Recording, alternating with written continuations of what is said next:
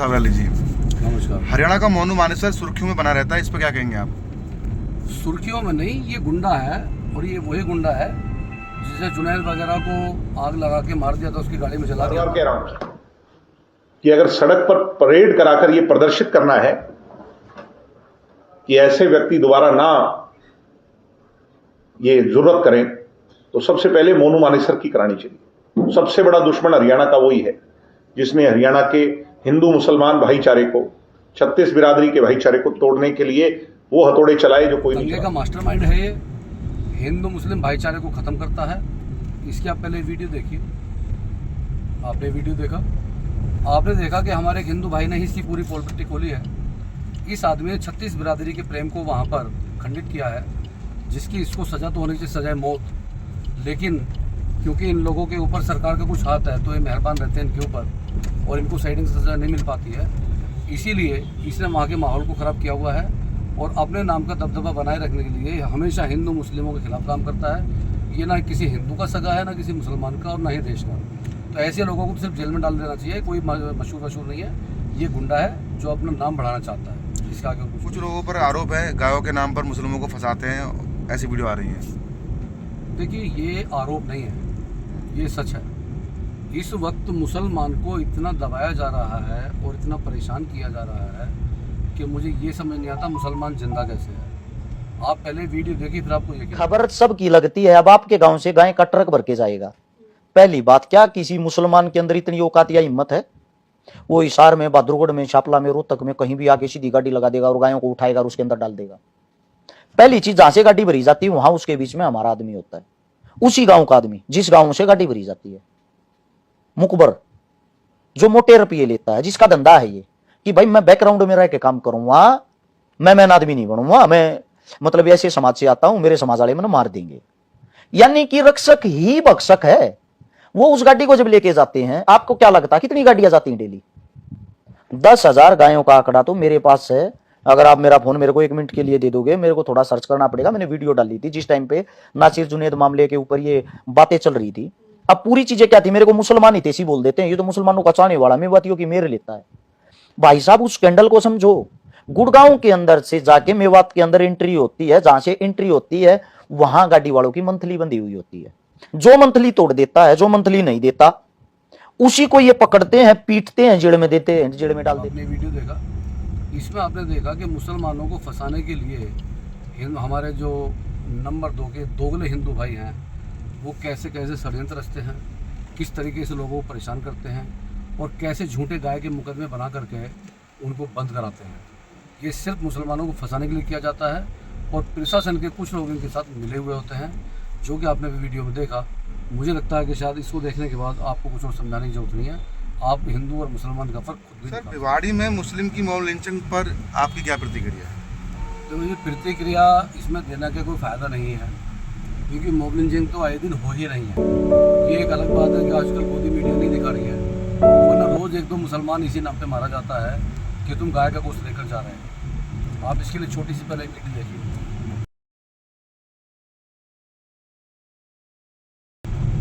देखा आपने? आप ये बताइए कि सबसे पहले तो आप ये जस्टिफाई करने वाले कौन होते हैं कि इसमें गाय का ही मीट है? भाई, इसके लिए कानून है, लेबोरेटरी है और जगह जगह पर आप अपनी दादागिरी दिखाने के लिए लोगों को जबरदस्ती पकड़ के मार देते हो। इसका मतलब तो ये हुआ कि कानून का कोई डर ही नहीं है आपको, बिल्कुल भी। आप ही फैसला करेंगे तो फिर ये कोर्ट कचहरी बंद करवा दीजिए, पुलिस की भी कोई जरूरत नहीं है। लेकिन मुझे एक बात की बड़ी हैरत है कि जो हमारे भाई बहक गए हैं और जो मॉब लिंचिंग के नाम पे मुसलमानों को मारते हैं, ये मुसलमान तो बाद की बात है, पहले आप इंसान को मारते हैं और इंसान उसमें आप भी हैं। फिर आप सभी के कपड़े उतार दीजिए, किसी को भी स्टैम्प तो लगी नहीं है, वो हिंदू है मुसलमान है। तो मुझे ये समझ नहीं आ रहा कि आप इतने गलत रास्ते पे चलते जा रहे हो, डे बाई डे। किसी को घूस के नाम पे मारते हो, किसी को कहते हो खाने में थूक रहा था बिना देखे, किसी को कहते हो पेशाब कर रहा था, उसको आपने नहीं देखा और मारने के बाद आपकी जिम्मेदारी पूरी हो जाती है। तो ऐसा कब तक चलता रहेगा? मेरे भाई, अपने देश के माहौल को संभालिए, ऐसे उल्टी सी हरकत छोड़ दीजिए, वरना इसका अंजाम एक ना एक दिन कभी गलत ही होता है और कभी ना कभी आप भी लपेटे में होंगे इसमें। अगर कुछ हिंदू लोग मीट की अनलीगल दुकानों को बंद करवाते हैं तो क्या गलत करते हैं? ऐसा है जी, वो अनलीगल इलीगल कुछ नहीं है। वो अपने आप को नेता बनाने की कोशिश करते हैं कि मैंने ये दुकान बंद करा दी। और मैं एक बार पहले भी कह चुका हूँ आपको कि हमारे देश में अगर हिंदू मीट खाना छोड़ दें तो मीट बहुत सस्ता हो जाएगा। दारू मुसलमानों ने महंगी की हुई है और गोश्त मीट हिंदुओं ने महंगा किया हुआ है। इसके लिए आप ये जरा से झलक देखिए। बकरा लाइफ मैटर्स बोलने वाले आज लाइन लगा के खुद बकरा खरीद रहे हैं।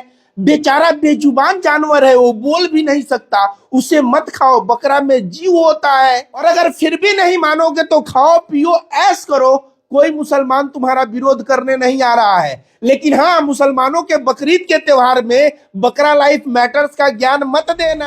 आपने देखा किलोमीटर के हिसाब से लाइन लगी हुई है और ये बेचारे सब हमारे हिंदू भाई हैं जो होली का पर्व मनाने के बाद एंजॉय करने के मूड में है और ये लाइन में लगे हुए हैं। इनका नंबर भी 2-3 घंटे में आएगा। तो ये जो नफरती चिंटू दुकानें बंद कराते हैं, ये सिर्फ और सिर्फ मुसलमानों की दुकान बंद नहीं हो रही है, इससे ठेस हिंदू भाइयों को पहुँचती है। लेकिन ये इनकी गुंडागर्दी इस टाइम इतनी बढ़ चुकी है कि ये समझने को तैयार नहीं है। भाई 90% गोश्त हिंदू खाता है। तो इसमें आप ये बताइए कि दुकानें बंद करा के आप जो हीरो बनने की कोशिश करते हैं, जिस दिन इन कसाईयों ने कि डंडा रखना शुरू कर दिया और जैसे भी जाएंगे आप और आप पे बजाना शुरू कर दिया, तो मुझे लगता है कि एक हफ्ते में सारे लाइसेंस भूल जाएंगे। ना ये कोई लाइसेंस पूछेगा, ना ये पूछेगा भाई साहब आज मंगलवार है या वीरवार है, ये भी भूल जाएंगे। तो मैं ये चाहता हूँ कि या तो प्यार से सुधर जाए, वरना हर कसाई अपनी दुकान में एक डंडा रख ले और जैसे ही जाए इनका स्वागत किया जाए, इनकी सब दादागिरी रखी जाएगी। आप देश के माहौल को ना बिगड़ना दें। नंद एक बाबा हैं जिनके उनके गलत बयानों की वजह से जाना जाते हैं, उस पर क्या कहेंगे आप? देखिए, नरसिंहानंद जी के बारे में वो एक कार्टून आदमी है, मानसिक संतुलन बिगड़ा हुआ है, दिमागी तौर पे वो इतना परेशान है कि वो कभी तो मोदी जी के खिलाफ बोलता है, कभी योगी जी के खिलाफ बोलता है, कभी योगी जी को कहता हूँ योगी सुन मैं तेरे पुलिस का मर्डर कर दूंगा। अब उसने ये कहा था कि आज मैं अपने बाप की औलाद नहीं, अगर मैं तेरी पुलिस का खून ना कर दूँ तो अपने बाप की औलाद है, तो उसे साबित कर दिया। जब वो बाप की औलाद नहीं है तो कट्टर हिंदू भी नहीं हो सकता, पता नहीं किसकी औलाद है फिर। तभी उल्टे सीधे अपना बयान देता है। अब उसका एक नया बयान सुनिए, फिर इसके बाद बात। पीड़ा रखी है और भाई मैंने आज हिंदुत्व से हाथ जोड़ लिए। अब योगी जी लड़ रहे हैं, मोदी जी लड़ रहे हैं, उनके चमचे लड़ रहे हैं। हम भैया अपना मंदिर का काम पूरा करेंगे, हवन यज्ञ करेंगे। आज आपसे यहाँ पे हिंदुओं की रक्षा कौन करेगा जब आप ही भैया सच्चा हमारे बस की ना मोदी जी और योगी जी करेंगे रक्षा हिंदुओं की। हाँ। हम रखेंगे करेंगे, हमें पुलिस से पिटवाएंगे भाई, हमारी कहाँ औकात। आज जबरदस्ती आई तो गए हैं, वरना आने थोड़ी दे रहे थे। तो भाई मोदी जी और योगी जी करेंगे, उनके चमचे करेंगे, उनके जो ये उनके पुलिस करेगी उनकी, क्योंकि पुलिस तो नहीं के हाथ में, और उनके जो चमचे एफबी पर सोशल मीडिया पर जो उनके अंधभक्त है वो अब हिंदुओं की रक्षा करेंगे। भाई हमने आज से हाथ जोड़ लिए, हम ना तो रोज रोज पुलिस से लड़ सकते। जो महाराज वीडियो एक जारी हो रहा है, कहा जा रहा है कि अल्लाह के खिलाफ जो बोला इन्होंने, अल्लाह के खिलाफ नहीं बोला, तो सच बोला, किसी के खिलाफ नहीं बोला, सच बोला। और भाई अब दोबारा बात कभी मंदिर में आके करना। आपने अब देखा है वीडियो, अब वो कहता है जी मैं तो अब हिंदुत्व के खिलाफ हूँ। अभी तक वो मुसलमानों को कोसता था और दिल भर के कोसता था, कभी पुलिस को कोसता है, कभी मोदी को, कभी योगी को, कभी हिंदुओं को। अब वो कहता है, सीधा सीधा बोल रहा है आपके सामने वीडियो में कि भाई अब मैं हिंदुत्व के ही खिलाफ हूँ, अब मैं सिर्फ मंदिर के काम पे ध्यान दूंगा और बाकी बकवास में नहीं करूँगा। तो मुझे ऐसा लगता है कि उसको किसी ने कोई डोज दे दी होगी, जो उसका दिमाग कुछ ठीक हो गया है और पागलपन से निकल के बाहर आ रहा है। इसी तरह अगर सारे बाबा धीरे धीरे पागलपन से बाहर आ जाएंगे तो हमारे देश का कुछ भला होगा, क्योंकि हमारे देश में ऐसे महात्माओं की कोई जगह नहीं है जो देश का माहौल खराब करें। इसीलिए इनको कुछ सीरियस लेने की जरूरत नहीं है। इसी के साथ जय हिंद, खुदा हाफिज़।